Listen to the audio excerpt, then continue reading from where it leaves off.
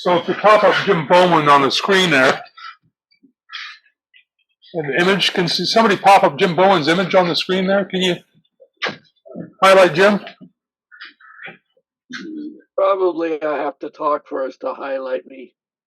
Otherwise, I'm too small. The reason is here's what he's got on the screen here. You see? He sent it to me as far as the bowl is concerned. So you want to talk to that, Jim? It's much smaller than what's on the screen, Jim. Yeah, Doug has this way of giving me blanks that require attention, usually with epoxy. And he donated me this piece of very dry cherry, rough turned, which makes it, those of you who pour epoxy, which makes it a challenge because you don't want to pour a full blank of epoxy and then turn it out. So I had to turn some, I don't do jam chucks, but basically I turned jam forms to fit under and to fit in so that I only use literally 16 ounces of epoxy. And then I turned it out. The cherry bowl had gone pretty wonkety over the time it dried, so I just sanded off the bottom and glued it with epoxy to a waste block and turned it that way. Yeah, and I guess, Doug, I could show, if I share a screen, I could show the actual pictures of that. Give me a sec here. I shared the wrong screen, of course. Where's my photos? There we are. Let me go. This was the one I was going to share tonight, but what I wanted to show was this one. That's the back side of it, or the outside. And this is what it looks like. So it turned out to be translucent, which was nice. You're always eyeballing it and trying to guess at it, and it turned out okay. Any questions? I had to do 3 different variations of epoxy, but that's a different story, meaning it takes more time than we got right now. So. I want to say thanks, Jim, for giving me the bowl. His wife brought it down from Maryland here, and I asked him if she wouldn't want to keep it, and she said, "I got too many already." so she's always glad to give them away. Whoa, that's part of the miniature things. I had this at the symposium 2 years ago, at the Lancaster symposium, and it's actually a doll, a fairy house. So you can see the time, and this one here, I don't know if you can see it, but that plate, if it shows up, is a table with some little goblets on it and everything like that. So there you go. There you go. Plates and. Did you turn the rungs on the ladder, or is that a dowel you cut off? It's not actually a dowel, it's a toothpick. Oh. I did braid the rope, though. I didn't. So, yeah, no, I didn't turn the rungs on the ladder. Thanks, Barry. So it's got to be someone with a remark like that. I thought it was practice for last month's demo. Yeah, it was. And I also didn't make the brass lamps either. They came from Doll's House things. But anyway. The lights turn on and this comes on. It's rather cool when the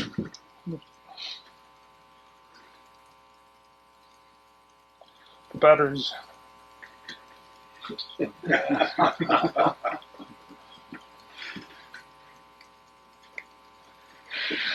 So what happens when you turn it on like this?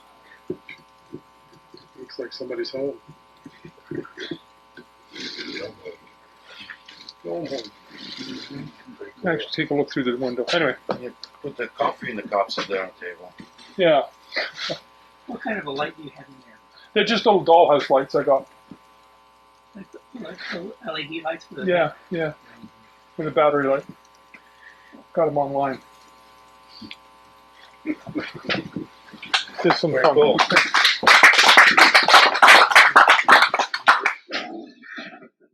I want to show you my April Fool turning. I actually turned this on April Fool Day, so that's why I wanted to show it. My granddaughter stopped by the other day and wanted something to do in the shop, and she got messing with my wood pile and was tearing the bark that was loose off all of them. It gave me a chance to sort through my tons and tons of blanks and stuff, and I found this cherry burl with an excess on the bottom. In other words, it was a pretty thin burl with a hunk of the tree. And I said, okay, I got to tackle that one. So I cut off the burl and made this bowl out of it. And the slab that was left over in the bottom, it turned out it had a bark inclusion along the bottom, and I had to do some fancy dancing to make the platter. And then after I made them, I said, you know what? These almost go together.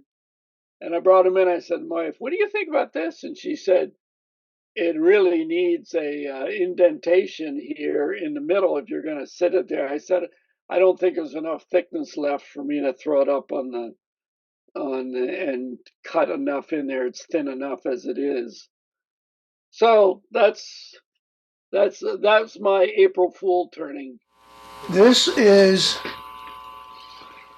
a washi paper covered with acrylic. Washi paper is used in Japan to make origami sculptures. And this one has a special name because it has gold filigree in it. However, I don't remember the name. So I'm going to pass this one around. Really beautiful. That is paper on top of the brass tube, and then on top of that is acrylic. This is my Benjamin pen. Okay. Now, I don't know if they're still doing this, but the Mint does not consider the money they print money until the serial number and the stamp and the signature are on the paper. Before that, it's just a blank. And if they mess it up, they chop it up, but they don't chop it up as fine as they do with the shredder machine they use on the real money. So this is my Benjamin, and this is made from some of that material. So I didn't use a real $100 bill to make that, okay? So where do you get that material? You can get it from the Mint, but I'm not sure they're offering it anymore. That was, I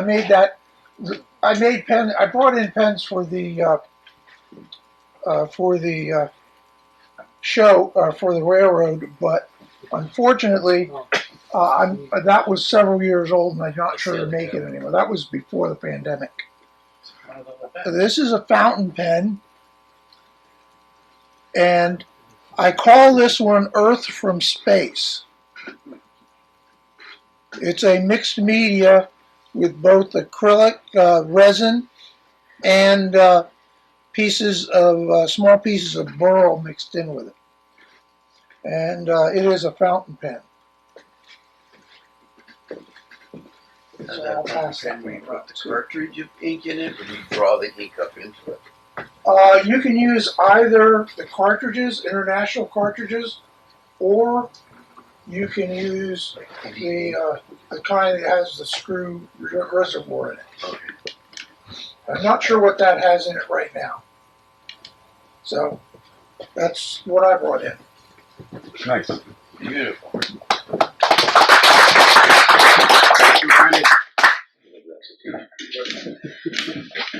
Well, this wasn't really April Fool's, except that there's not much you can do with this.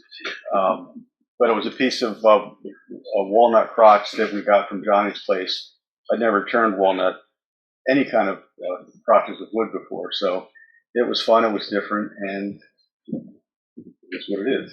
And it will still hold M&Ms, which I brought, but Thomas is not here, so I guess he doesn't get to enjoy any. It's more like Valentine's Day. It's, yeah, right, Valentine's Day. I guess I'm a little bit late for that. Okay, back in the early 90s, I had been laid off from my job in New York City, and I was turning for money.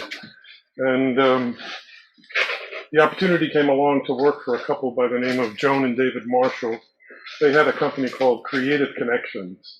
And what they did was they went around to different craftspeople and sourced out different parts of assemblies. These kaleidoscopes, this one was marketed as a fireburst. It has a triangular mirror that tapers from that size to about a ½ inch inside the dichroic glass dome. If you look at it in the sharp light, you'll see that it has rays that constitute the name Fireburst. And they would come and give me an order for 6 or 7 pieces, but they would come into my shop and sit there until I made them so that they could walk away with them. No pressure there. No pressure there. The reason was that they sourced the stained glass from a fellow up on Chase Mountain in the Adirondacks. His name was Crew Chase. The brass, the feet, and the mirror was the brass and the feet were sourced out of New York City. The mirror was also made by Crew Chase up on Chase Mountain. This is a one-off for them. It was called Counterpoint. They called it Counterpoint. It was turned on 3 different centers. It's turned in an off. It sits in an off-center MDF painted base. And if you notice, it's got some notches here, and that's a design opportunity where I chipped out the cherry as I was cutting the grooves in there. So I carved in a number of points so that it looked more like a design idea. That's it for me. You're free to handle them. This one is loose, but take it up to the brightest light you can find here to see the fireburst. Is that walnut, Angelo? This is walnut burl. This is cherry. There's one over there. The dark one is she oak rose from Australia. I don't know what the other one is. Maple, maybe. To me, they look like lighthouses. All I know is they paid cash. You still have them. Well, they stopped doing shows. The husband had Parkinson's, so he was limited to what he could do. So at the end of their run, they sent them to me because I was doing a show and wanted to have some of them on my table. By the time I finished the show and was willing to send them back, they had stopped doing shows altogether. So I won. It's just real simple. I like there. It's just a stuff my wife keeps in wine with. Try for South Wellington, maple with something not longer than one. That carry over from last month. Good job.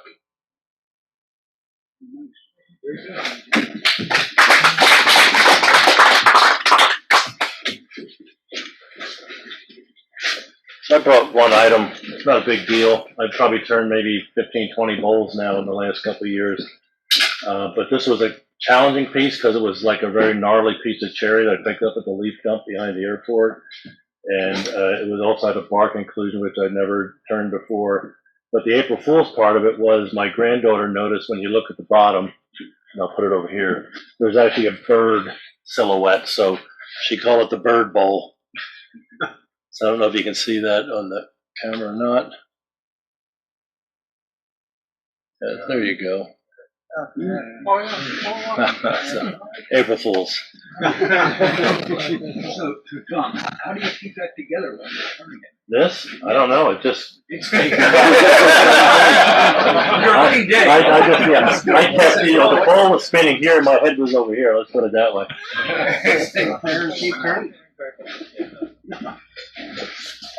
I did 2 items this month. Made a vase that turned out to be a big piece that got smaller and smaller, and so then it became a vase. For those that may know what this is, a jelly jar. Jelly used to come in this with lime. We kept the jar, and that's what you use for cups. So I made it such that it would fit inside there, so we could use it for vase. The inside, just not sure if that'll show very well or not. It came out pretty nice as far as the taper was nice for me. I like that. And just in general, the shape was a little more of a shape that I've never done before, so it was a new challenge for me. The other one I did was another piece of cherry. This one had a knot that cracked. It's very dry. It just cracked. So I filled it in with some wood glue mixed in with tiger wood. I have some tiger wood flooring in my house and leftover pieces, so I took a piece of sandpaper, made some real fine dust, mixed it up like a putty, and filled that in. And as you can see, it does have some colorations and good patterns in there. On the inside, it also has that little like eyeball type deal. So that turned out pretty nice too. So I was happy with that. I did do some shaping on the sides and put some patterns on the bottoms, give it a little bit of character. So that's my items for today. Thank you.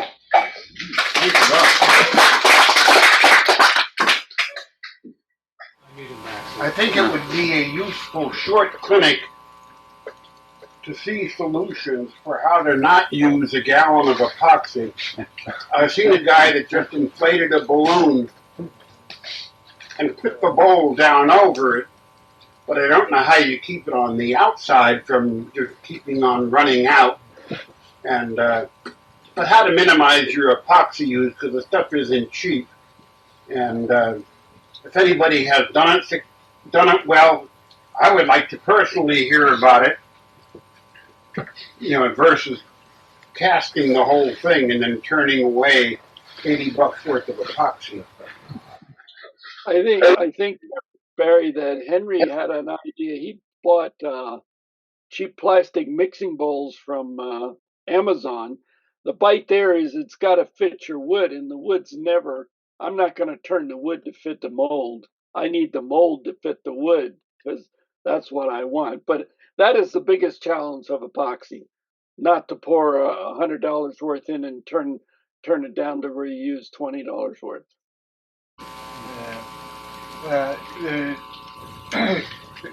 There's 100 ways to skin a cat.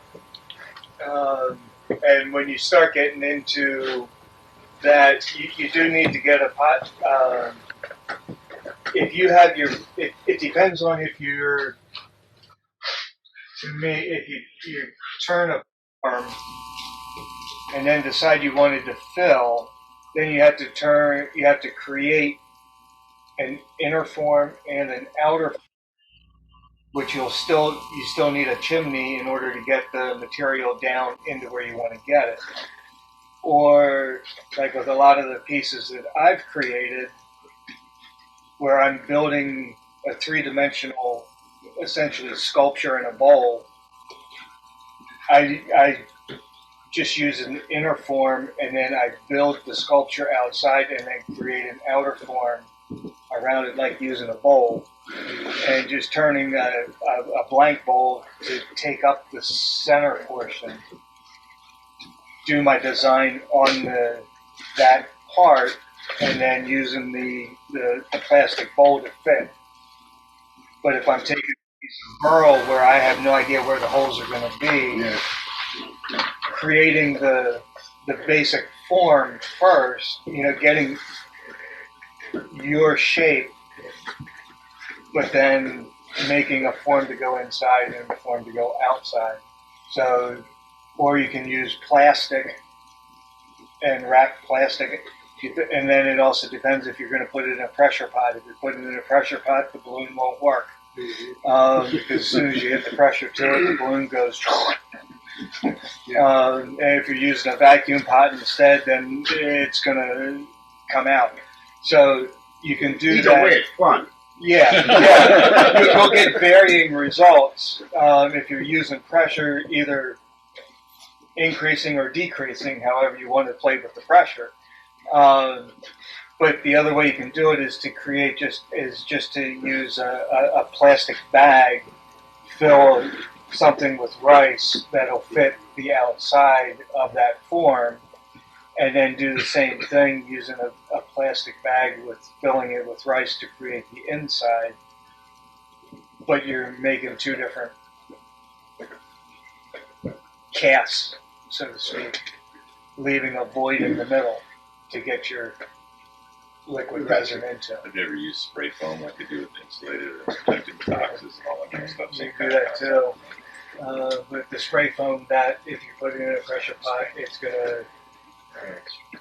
What about if masking tape on one side at least? Use a sticky side. Masking Seal it up tape, on one side.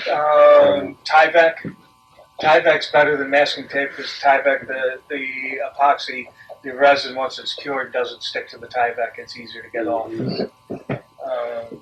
than it is with the duct tape type thing, or masking tape or whatever. But the Tyvek, because it's a plastic tape, it doesn't stick to it. So, What about gaffer's tape? gaffer's tape, the resin's going to stick to it. It's going to bond to it. I've also had less success with tapes. The epoxy finds every little hole or every little crease you let. And I tried tape and I just said, look, I got to make other forms. But with this piece Doug gave me, I used old blanks that I thought I would never use.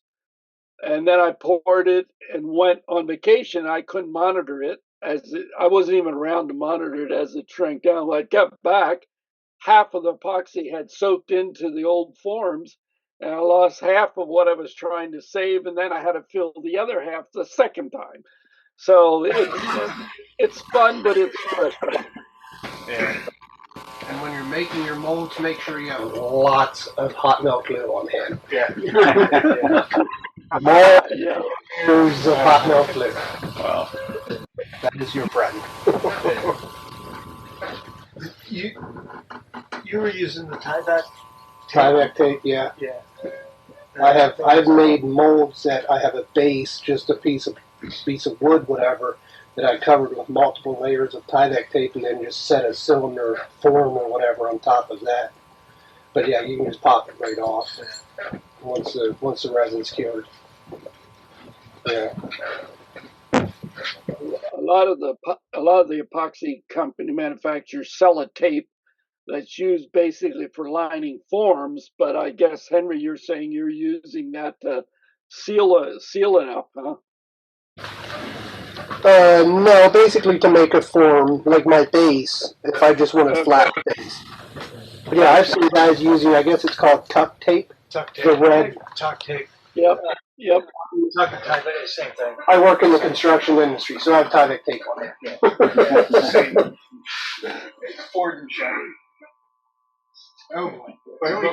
One of the things you're talking about with what Jim is talking about, though, is that if your wood is porous, it's going to absorb everything. So if you want to make a core or something like that, you either got to make sure that core is coated well before you put it into the epoxy or whatever. Doug, I always seal. Some guys have a different opinion, but I always seal my wood with spray shellac. I just want some kind of sealer. Now, the companies say you should use a little layer of epoxy first. That's a lot of horsing around, so I just spray it with shellac, but that's not always foolproof. I spray it with shellac because I don't want air bubbles coming out of the wood and getting into my epoxy. I never use a pressure pot. So Good. Can I toss out one more question? Sure. Glue squeeze out. tends to stain your wood. Any particular ways to get rid of the glue squeeze out without sanding a quarter of an inch off? Put some finish on it before you glue it. It's a bit late. Make a small It's a dining room tabletop. Size it before you glue it. Yeah. I mean, prime it with the. Well, but it's already, it's glued up. I'm trying to get it smooth to get rid of that little line. Okay. The deed's been done. The deed's been done. So like take Waterman's when the kidney shut down. I'd say 80 grit. I was using 80 today. Cross grain. A V groove. Just take a router V groove down the. More of a design at the top. Fair enough. You asked for it. Four planers on top of the table. Well, I guess on that note, we're finished. Oh, is it still? I was just going to comment on the squeeze out. Like for those chest pieces where you're doing the mortise and tenon, I'll do like a little cove on one side so that as the two pieces come together, if you're making a two-piece item, the cove captures some of the glue squeeze out to prevent that from happening. Okay. I think that closes the meeting. Thank you. Thank you.